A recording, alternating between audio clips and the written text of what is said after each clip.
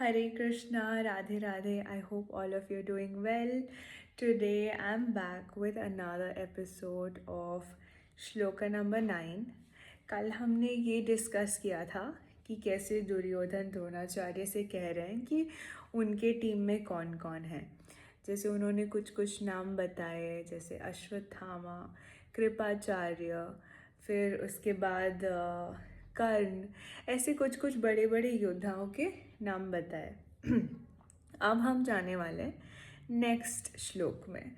Let's see कि next श्लोक में वो क्या बात कर रहे हैं. द नेक्स्ट श्लोक गोज लाइक, अन्येका बहवा सूरा मद अर्थे त्याक्त जीवितः नानाशास्त्र प्रहराना सर्वे युद्ध विशरदा.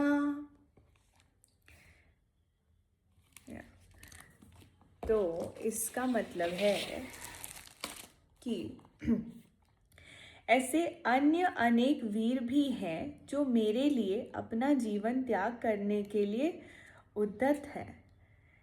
वे विविध प्रकार के हथियारों से सुसज्जित हैं और युद्ध विद्या में निपुण हैं. ऐसा द्रोणाचार्य कह रहे हैं ऐसा दुर्योधन कह रहे हैं द्रोणाचार्य से. जहाँ तक अन्यों का यथा जयद्रथ, कृतवर्मा तथा शैल्य का संबंध था, वे सब दुर्योधन के लिए अपने प्राणों की आहुति देने के लिए भी तैयार थे. दूसरे शब्दों में यह पूर्व निश्चित है कि वे अब पापी दुर्योधन के दल में सम्मिलित होने के कारण कुरुक्षेत्र के युद्ध में मारे जाएंगे. निसंदेह अपने मित्रों की संयुक्त शक्ति के कारण दुर्योधन अपनी विजय के प्रति आश्वस्त था. तो यहाँ पे क्या होता है, यू विल सी कि दुर्योधन ने और भी कुछ लोगों का नाम लिया और वो बहुत ही प्राउड होकर ये कह रहे हैं कि मेरे लिए और भी मेरे जो मित्र हैं जो मेरे तरफ से लड़ रहे हैं वो अपनी जान देने को भी तैयार हैं. तो he is getting over confident here कि अभी मेरे साथ इतने सारे अच्छे अच्छे योद्धा हैं तो मैं तो बिल्कुल ही जीतूंगा, वो ऐसा सोच रहे हैं. Which is again a big delulu for him, right? It's a big delusion for him. But the interesting part is, यहाँ पे ये भी पता चल रहा है कि संगति is such a big choice that we make in our life. ठीक है, दो चीज़ होती है, या तो हम अच्छे लोगों को चूज़ करें और धर्म के रास्ते पे खड़े रहें, या तो हम बुरे दोस्तों को चूज़ करें और उनके साथ उनके डिसीजन में जब हम उसको सपोर्ट करते हैं तो इनडायरेक्टली हम भी अधर्म कर रहे हैं. एक तो उसकी बुराई का अंत होने वाला है नहीं, उसको तो उस चीज़ का पाप चढ़ने वाला है और फिर आपको भी उस चीज़ का पाप चढ़ेगा.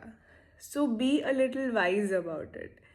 थिंक वाइजली कि who are the people who you call your friends, and when you call them your friends, what is it that they bring out of you? Do they bring out the goodness or do they bring out the evil side? And if so, what is their intention in life? What do they want to do? Now, does it incline more towards Duryodhan or does it incline more towards Arjuna? The choice is yours.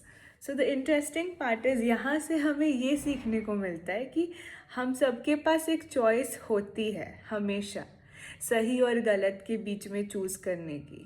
ठीक है, कई बार कुछ लोग मोह में अंधे हो जाते हैं तो उन्हें सही और गलत का फ़र्क नहीं दिखाई देता. उनको ऐसा लगता है कि हाँ ये मेरा दोस्त है तो ये गलत में खड़ा है फिर भी मैं उसको सपोर्ट करूँगा. But the biggest enemies of such people are their own friends.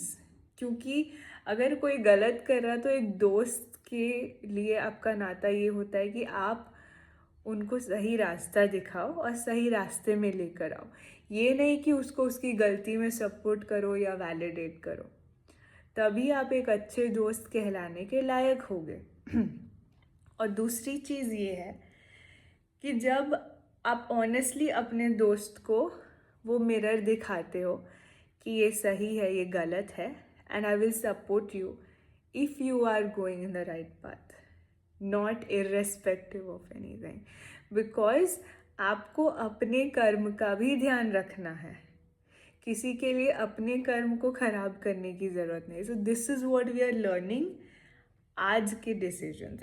आज के श्लोक से हम ये सीखते हैं कि धर्म जहाँ है वहीं चलना ज़रूरी है, चाहे कोई भी हो, चाहे फैमिली हो, दोस्त हो, जो भी हो, उन्हें एक बार सही चीज़ का मतलब रियलिटी का पिक्चर देना ज़रूरी है।